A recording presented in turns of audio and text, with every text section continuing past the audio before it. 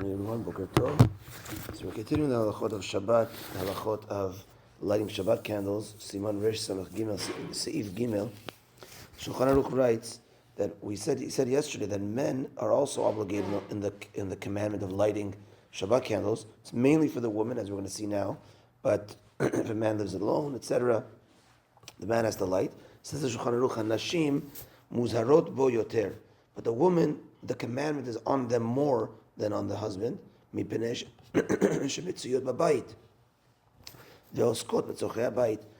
they're the ones that are mainly in the house.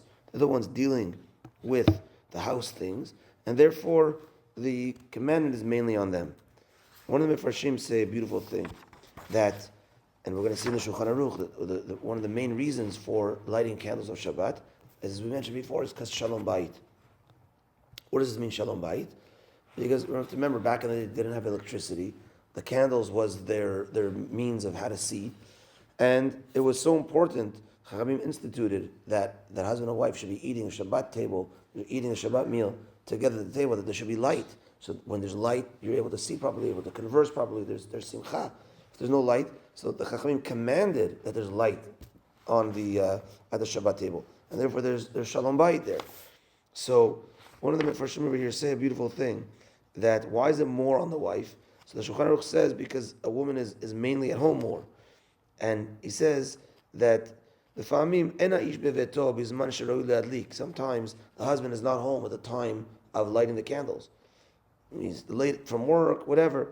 Meaning if you're going to say that it's the mitzvah is on the husband's not home, the wife's not going to light on her own without the husband if the husband's not home.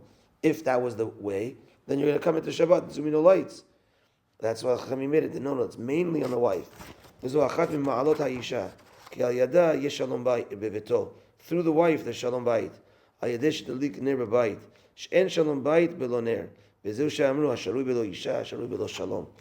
that's why the Gemara says there's many things. A person doesn't have a wife. He has many things that he is lacking. And one of them is Shalom. That's the Shalom, the peace in the house. And that mainly through the wife. The Shulchan Aruch continues. Im en yado maseget liknot ner Shabbat. If a person can't afford to, unfortunately, he can't afford to buy the candles for Shabbat. So he said already in the Shulchan Aruch yesterday that he says that you need to go knock on doors. So here the Shulchan Aruch continues with this. He says, let's say you don't have, you have money for one or the other, candles or kiddush shel hayom, ner Shabbat kodem, candles override. We said yesterday that if you don't have anything to eat, then yes, you got bread, because you can do kiddush over bread. But you're just talking about actual now wine. I mean, you have bread.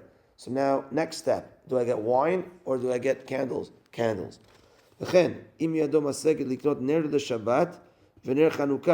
Meaning you have now one or the other, ner Shabbat or ner Chanukah. What takes precedence? Ner Shabbat kodem. Mishum shalom bayit. Then shalom bayit below ner. There's no shalom bayit without candles, without seeing one another. So therefore, candles of Shabbat override. And as we mentioned, that mainly the mitzvah is for the woman over the man. This also translates to, let's say, a situation. Ovad Yosef writes, this situation where the parents are not home, and let's say the parents, whatever it is, they can't light. So they say to the kids, someone light at home, we're coming late, or we're at the hospital, whatever it is. So now you have a son and a daughter at home, the daughter should light. And provided both of them are over bar bat mitzvah, the daughter should light over the husband, over the son. An interesting case is, let's say on the Chag of Sukkot, ideally one's supposed to light the Shabbat candles or the Yom Tov candles in the Sukkah. Obviously, keep it safe, but ideally it's supposed to be there because we're supposed to see the candles when we eat. And therefore, the question is, a woman is not obligated in Sukkah. So should she light or should the man light? Nevertheless, the woman should light in that situation as well.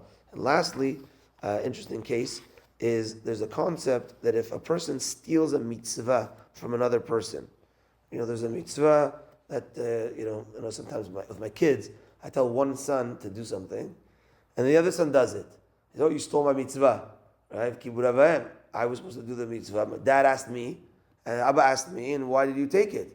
Mm-hmm. So really, the Gemara says that if a person steals a mitzvah from someone else, he has to pay him 10 zehuvim, 10 gold coins. A lot of money. Gold is at about 4,500 US these days, so it's a lot of money. So that's how much if you steal a mitzvah.